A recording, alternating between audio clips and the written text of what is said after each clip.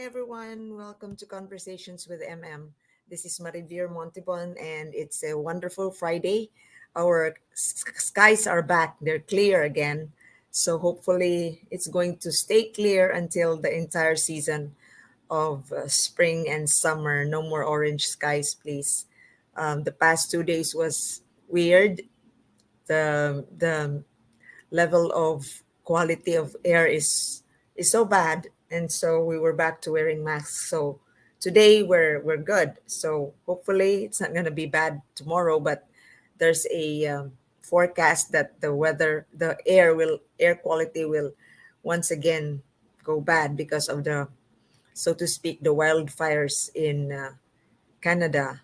So I hope it's not going to be bad. Please rain. And so June is also, aside from the month where we Filipinos celebrate our Philippine Independence Day celebrations in the Philippines and outside, the Filipinos in diaspora somehow have some funfair. Um, it's also time, June is also time for graduation. So these are happy times when parents finally see their children march the stage because they have finished their formal education, whatever it is, in elementary, high school, college. So it's a happy time. And our guest for this afternoon is a very amazing student. He is from Cebu City, and he graduated summa cum laude from the New Jersey Institute of Technology. He finished, this is a difficult course. It's called Biomedical Engineering. So we're happy to have with us Hans Pocholo Hugo. He is from Cebu, and he he he's from Cebu City, and he had his elementary education at the Bethany Christian School, and he received a scholarship to study at NJIT. So he decided to take the chance and pursue higher studies in here in the U.S. And while at school, he became an active student leader. He was part of the NJIT's Filipino Club Finest, and the Sigma Alpha Epsilon fraternity, and the Tau Beta Pi, is this Pi, Honor Society. And he also took up positions in certain organizations, in these organizations and other organizations. And he received professional experience working as a product development intern for Nestle Health Science, a medical device intern for Upstart Product Development, and an executive peer mentor for NJIT's learning communities. He is currently R&D intern at the Brooklyn-based biotech startup called Cressilon. So let's take a listen to this interview that I recorded a little earlier. Hello there. So welcome, Poch, to Conversations with MM. Thank you for joining us this evening. Thank you for having me. Congratulations. First off, congratulations. Thank Grabe. you. Yeah, you are a recent graduate of the course Biomedical Engineering. These are scary words: biology, medicine, and engineering. So, and you are also summa cum laude. Oh my God. So, first, how did you choose to this course? Why did you take up this course? Biomedical Engineering. Listen pag Thank you again. So the reason why I chose biomedical engineering is because akong mom, my parents are both doctors. They're in the medical field, and Mhm. then I knew from early on that I was good at math. So Huh? di ko ganahan mag doctor. Uh-huh. That was their dream for me. Uh-huh. And so they wanted me to be a doctor. I didn't want to really be a doctor. I wanted to use my math brain, kunahay. And I. so they wanted medical, I wanted engineering, so we Mhm. put it together. Biomedical engineering. I found the course because one of my friends who was studying biomedical engineering introduced that to me, and then Mhm. I said, "Oh, wait, perfect." I mean, he introduced it to you in Cebu. Yeah, but actually, fun fact is that she also went to NJIT and told me to apply I. biomedical engineering at NJIT. So I took the exact same thing that she did. Amazing. So, what was the process of applying Okay. for this for are you on scholarship? Were you on scholarship? Yeah, so luckily enough, I already have a green card. That's just Mm. something that I had. And so Mhm. for me, applying was like applying as a out of state. So it Mhm. was, you have to take the SAT or the ACT. That's kind of like their standardized exam Mhm. for all schools. And then they have this one big application website called the Common App. And so Mhm. what I would do is enter my information and submit that to different schools. And so I applied to like over 20 schools. I got Oh, waitlisted to a lot and then rejected by a lot, of course. And then NJIT gave me the biggest scholarship. They covered my tuition. So yeah, so wow. that kind of like made my decision why I would go to That's NJIT. really, by itself, by that effort, that's already like a big success, right? Can you Yeah. imagine?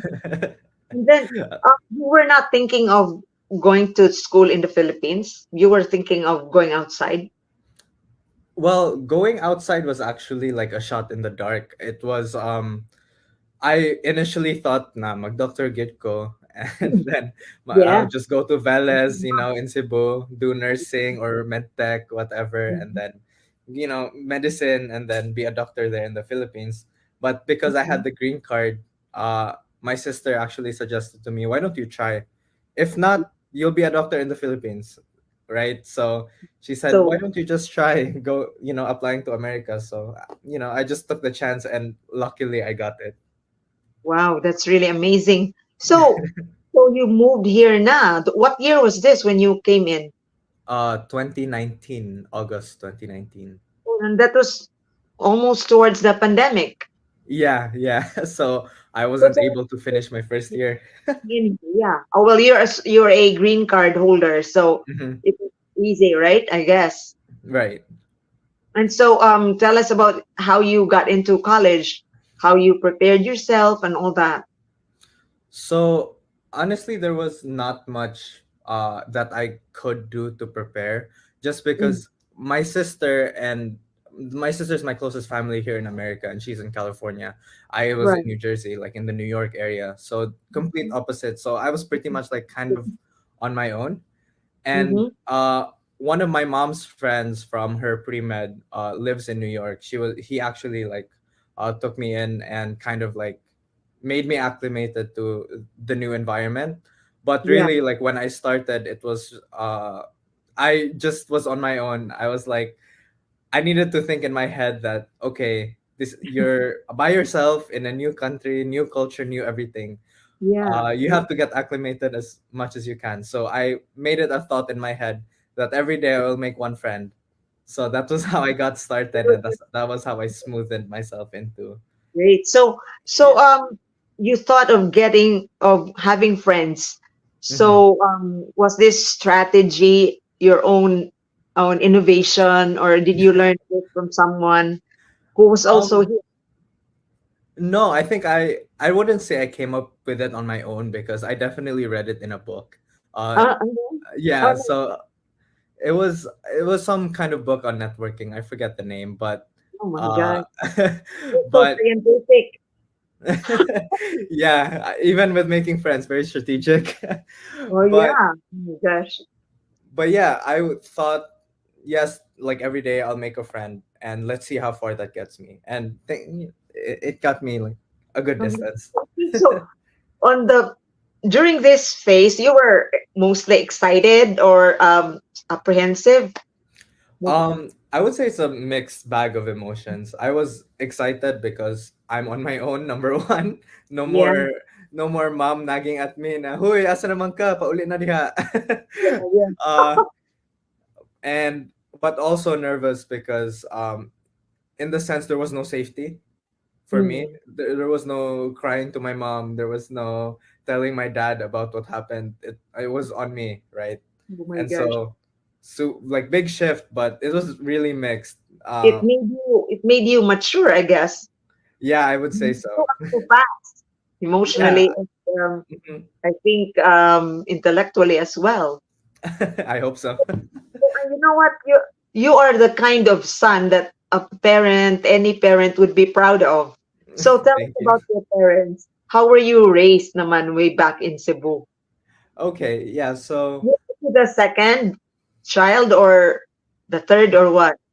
So Because I am the second of four. you're second of four. Mm-hmm. But my sister is much older. She's like 15 years older than me. So Bale, I Oh, was the oldest. Yeah. so like really the big ate. Yeah, she's like the big ate who went to America a long time ago. So I was pretty much the oldest sibling. Uh-huh. Yeah, and I So, was raised mhm. by two doctors, so you know. So your They dad is a were, well, yeah, my dad's a doctor as well. He's an what is anesthesiologist. specialized? He's an anesthesiologist, Oh, and your mom is a pediatrician. pediatrician. Wow. Mhm. How does that look like in the family of doctors? Are you into so much health consciousness and all that?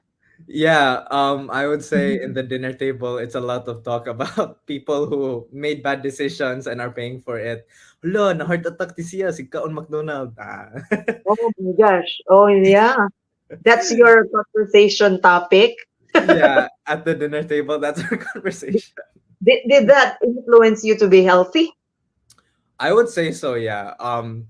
And Oh, to be fair, my parents always involved me in activities as a child. I was never at home doing nothing. I would mhm. be going to either like basketball or swimming or all these other Um, sports my parents enrolled me in, and then something intellectual as well. So I was doing piano. I was doing kumon, the math tutoring. So yeah, pretty well-rounded, no? yeah, I would say that's how they raised me to be very well rounded. So you have two other younger brothers. I do. So how old are they and where are they now? So the one next to me, his name's Elijah. He's a year younger than me. And he also goes to school at NJIT. He also studies Oh, biomedical engineering. oh my Uh, God. yeah, Following kuya. exactly. I do giko niya. Nice. So is he staying with you?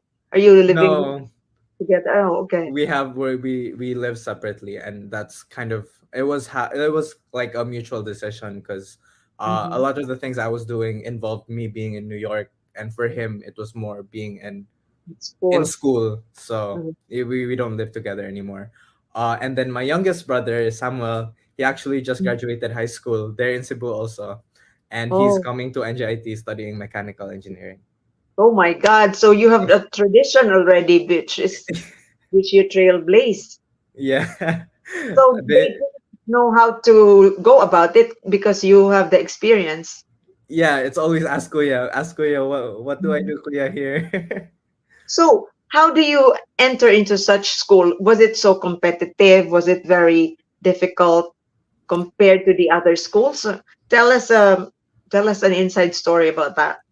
Oh yeah. So if you look online, NJIT is not that competitive of a school in terms of where I was. It is competitive for a lot of people here, but Oh, my SAT, the standardized test, my score was way higher. So in wow. like the scores that I was getting, I would be admitted to schools like University of Michigan, Georgia Tech. And in fact, I got waitlisted at those schools. Uh, but and so for NJIT, it wasn't easy for them to say yes because I was Oh, like a little wow. ahead of the curve already. Wow. So these are your fellow graduates, or Oh is no! this organization? So I actually took a job as a peer mentor my second year, Uh-huh. uh, So and it's a paid job. It's a paid job, yeah. So basically, you're like the ate kuya for the freshmen who are just coming in. You're there to be like a resource to help them. What resources they have on campus, how to adjust to being in college, and that's a Mhm. paid job. I started off as one of the peer mentors, and then a year after, I got promoted into the executive job. So I was Mhm. the boss of the peer mentors. So I had a team of around like You 60 had a people. higher pay too. Yeah, it came with a bit of a higher pay, but it's still, not very high. Lovely. So you were essentially self-supporting as a student. um, Half and half. Like my Mhm. parents would pay for my living expenses, being my house. They paid. Thankfully, they not my house, my apartment. Thankfully, Mhm. they paid for my car as well. But Mhm. most of the fun stuff, like going out to eat at restaurants, or these new experiences or something I want to buy, it's Mhm. that was where my work But- came in. Wow. That's so cool. And so how is your student life inside New NJIT? You are Filipino, you just got in. Hmm. And so was it hard adjusting to people culturally? Yeah, so I would say that it was a little bit hard, just because Mm. uh again, it's America, it's a new environment. Thankfully, the second biggest club organization on campus is called Finest, is the Filipino club. So Oh, it was oh. very easy for me to find a group of So you have fellow a Filipinos. yes. Yeah. And so it Uh-huh. was easy for me to kind of like smoothen myself in, because I had that Filipino culture already, and these are Filipino Americans. So they understand where I'm coming from. And they're also Nice. teaching me a little bit about, American culture every time I talk to them. So thankfully Very there was that club. amazing. So could you tell the difference between before, how are you? What's Poch before in Cebu and now? How are you? What change has happened in terms of understanding American culture and living here? Mhm. I mean, have you become like half half American already, half Filipino, FilAm or something? My classmates back home, when I visited December, they said, Americano nagyud ka uy, ana ba?" So yeah, I think there was a little bit of a change. Mhm.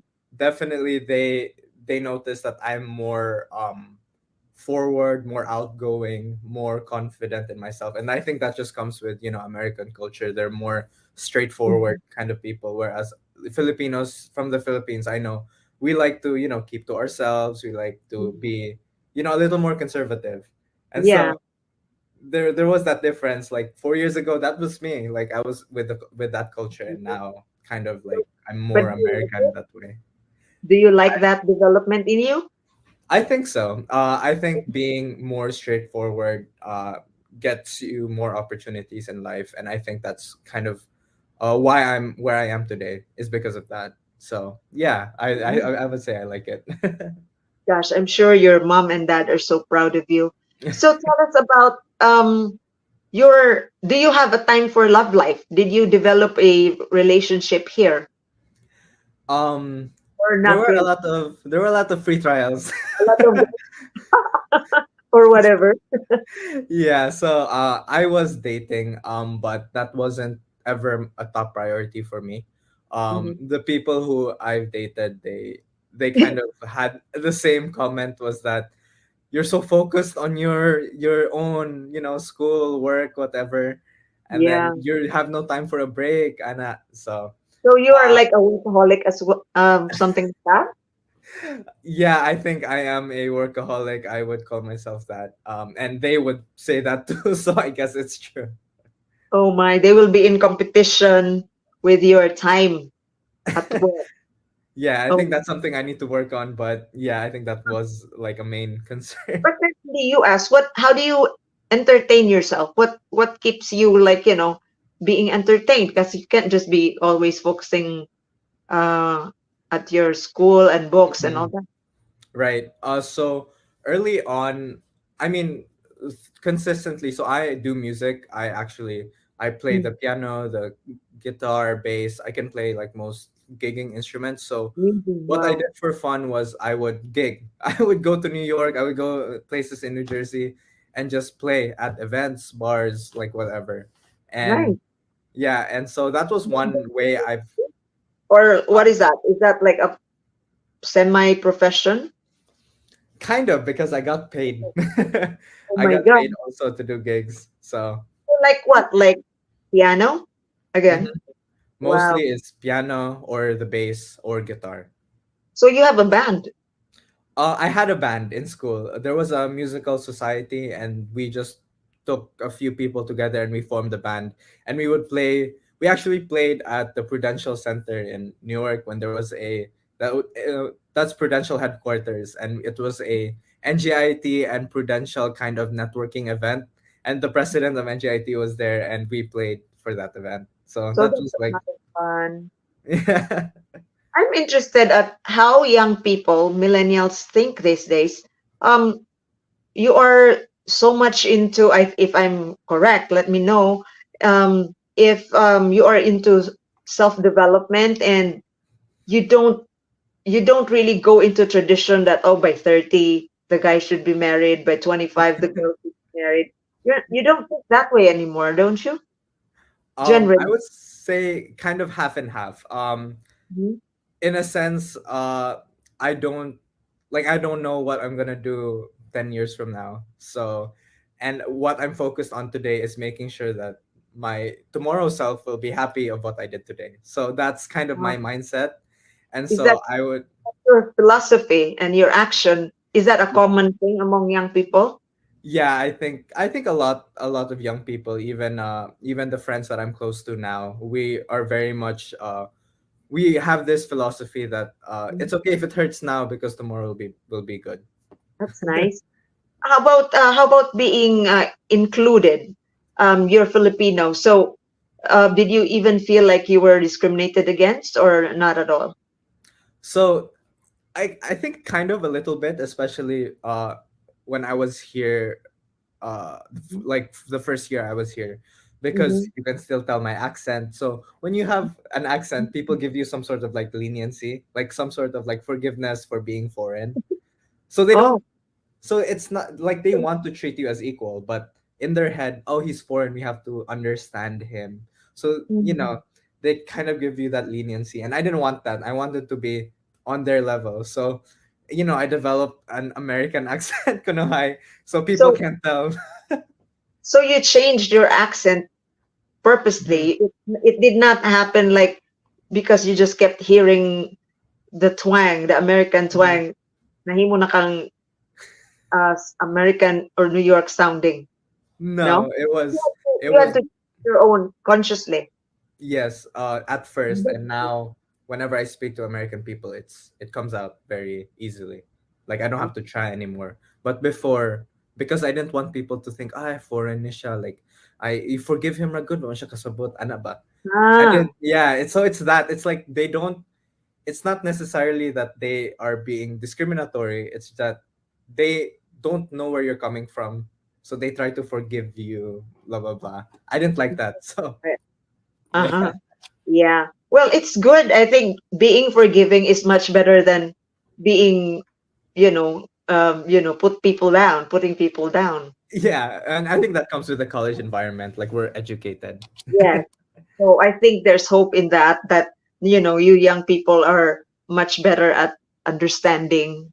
Iba na ang mind, open na ang mind, not Like, not very judgmental anymore. mhm. Yeah, exactly. You know, that's good to know. And so tell me about the job that you have right now, or even before this current job that you are interning in Brooklyn. Uh-huh. Okay, so I started my professional experience. I worked at Nestle, health Mhm. science in their health sciences division. Nestle is the food company, biggest Mhm. food company in the world. I worked in their health science division, which was working on more medical nutrition products. And so I was R&D product development intern, and I was working on this upcoming new idea for a dessert cream that would be a meal substitute for people in Europe that suffer from dysphagia. So When was this and for how long? This was last summer actually. For the whole summer, I worked at Nestle. For how only for the summer? Only for the summer, yes. Was this like paid? I always keep Yeah, asking. this this was paid. Yes. Right? Yeah, You in the laboratory of Nestle? yeah. This is me working in the lab. Oh, awesome. How was that? What was your learning takeaway from that job? I think the biggest thing I learned was what working life is like, what the 9 to 5 is going to be like, and how, being a very technical science person, how my life would look like, my first few jobs right out of college. More lab stuff, more trial and error in the lab, seeing if something works and reporting that data. So So I think that was the biggest learning. are you like a scientist? Are you a scientist? With the positions that I've built up, I'm more geared into science. Yeah, so I would consider myself more of a scientist than an engineer. So you create all this healthy composition of food. Hmm. Is that your your project, something like that? That was my project when I worked at Nestle.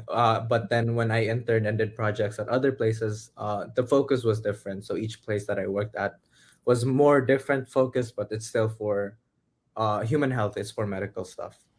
I see. So you are looking at like making this food really healthy for specific populations that are Yeah. sick. Yeah, and it's pretty much they're not able to eat. Dysphagia is like a irritation in the throat, and usually cancer patients have that. And Mhm. so we try to make this kind of like this easy to eat like cream that will satisfy all the macros, all the micros, and so it's healthy. It's a full meal basically. So because we are at this, I am an advocate for good health. But then the trouble with manufactured processed food is they put added sugar, which Mhm. is counter beneficial Mhm. to the people. So do you Right. put added sugar in, into your products? I Yeah. hope. Yeah, they do add cane sugar. That well, you can see it on labels on ingredients. You add that. That's an easy way that companies use to put carbohydrates in a meal, and so it's like eating rice. So You can't avoid that. I don't think so. A lot of companies, the reason why when they Is make that meal substitutes, is that a healthy the cane sugar the is that a healthy sweetener? uh, I would say it's better than processed the other kinds of added sugars, like corn syrup. I think it's So better than that. the companies are into that already, or at least the company where you were working. So most, if not all, uh, Hmm. because we were comparing products, they Yeah. add sugar, and that's because if you need like a meal substitute, like say you need rice, right, for a meal, like say a Filipino meal, rice is Hmm. sugar, and an easy way to put sugar into a cream is to just use powdered sugar. Yes, Yeah, I see. so it's not something. It's something that it's hard to avoid. But maybe in terms of quantity, it's lessened. Yeah, That's yeah, definitely. oh Hmm. wow. Okay, sorry for that very scientific question. I'm a very health conscious consumer now. So No now tell worries. us about your present job. How are you and where are you working? I mean So right interning. Yeah, so right now I'm in Brooklyn. I am interning at a company, a biotech startup called Crestlon, and Mhm. I am working on. I'm in R&D again, product development. I'm more on their formulation side, Mhm. and this company's big ticket is they have a hemostatic gel. It stops bleeding in a few seconds, and so I'm working on that product, refining, optimizing, finding new ways to make it better. That's my job. So is that like your job description when you were hired? That's how Yeah. it works. I Hmm. see. So is that a more exciting project for you? Yeah, Job? I would say so. I had a specialization in my biomedical engineering degree in biomaterials. And this job is me working with biomaterials, creating biomaterials. So it's like super in line with what I studied in school. So Uh, yes. So at least here the education has become relevant and applicable in actual life, right? That's Exactly. Hmm. amazing. How do you look see yourself in the interim or in the intermediate sense? What how do you plan your future? So as of right now, Mhm. I already have a full-time job with one of the big pharma companies. I won't disclose until I start. Um, So I start in September with one of the big pharma companies, and I will be an engineer there. So this intern experience is more kind of just building my resume. And um, so I am in a rotational program with that company. That's 3 years of me rotating different functions. And great. after that, I hope to, you know, get another job, something bigger and better, and then I want to do my MBA. So that's my high level plan for myself. Finish that 3 year program, do Mhm. 2 more years of work, I guess, 1 or 2 years, and then do my MBA. Wow, all the best to you. Blessings to you on that. And Thank so you. for students, for people in the Philippines or millennials, what can you tell them to to succeed in terms of their academic life and Mhm. young professional life? How do you hurdle challenges? Right. Give some So tips. yeah, no, Yeah. I could speak to that. One thing that always worked for me was the thought that I mentioned earlier, that it sucks Mhm. today, but it's gonna turn out well tomorrow. If I study Mhm. hard now, it's gonna translate years into the future. Um, Perfect. and so if you're struggling in school, just reach out for help. Like, we're Mhm. not made to understand everything ourselves. I didn't understand everything myself. I reached out, Mhm. I networked to people, and you don't know how far that you reaching out for help can go. Professors can give you opportunities to jobs that they worked at before, at companies that they used to work at. So don't be afraid to put your head down. It sucks now, but it will be better later. And don't be afraid to ask people. You never know how far connections can bring you. Amazing. That's golden. Thank you for. But Thank I you. forgot to ask you something about how you survived during the pandemic. Was school Um, open? Were you doing online classes? What? How was that? so yeah, I was doing school online. I spent Mhm. half of it with my uncle in Texas. He's a nurse down there, so I just went down and stayed with him for a little bit. And then when Um, school went hybrid, I went mm, back to New Jersey, but and I would do half my classes online, half my classes in school. And I mean, definitely an adjustment, but I was, trying to be safe, be protected, but also keep my education and, keep going with my networking, getting more opportunities. So it didn't stop. Like, I didn't stop looking out for things that could bring me ahead. amazing. So were you even scared or you just didn't mind all this problem? I got COVID before I got the vaccine, so I was like, okay, I have immunity now. Uh-huh. So So was it a difficult case or was it a mild one? I mean, I got a lot of the symptoms, but not enough for me to be hospitalized. I was at home, tired, like I couldn't eat properly, I couldn't taste or smell. But thankfully, I got out of it okay. And then yeah, no, I was pretty much immune until the vaccine came out because I never contracted it again. Great. So you had the vaccine. I did, and I had it boosted also. Wow, that's great.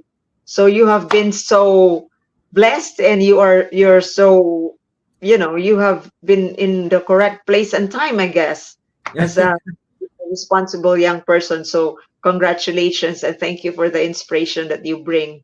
And of course, Thank you. congratulations to your mom and dad who are sure so proud and so tearful that you made it. All right? Yeah, keep on making us proud. Thank you for your time, Poch. All right, thank you so much.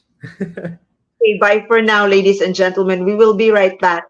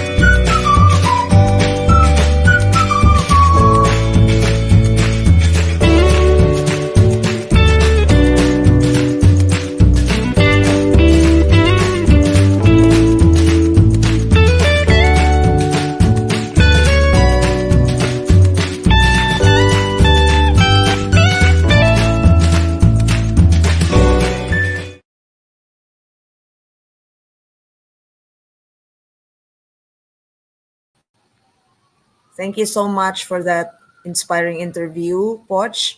That was Hans Pocholo Bravo Hugo, ladies and gentlemen, a young graduate, a fresh graduate of the New Jersey Institute of Technology, Biomedical Engineering graduate, and Summa Cum Laude from Cebu. Congratulations. So proud of you and happy to have you here. And I hope you were inspired by that conversation of ours, and the young people could learn to strive more and to be happy and to just develop a good life ahead of them. So that's it for now. And so hope you enjoyed this conversation, ladies and gentlemen. Until the next episode. Mwah. Take care of yourselves. Bye.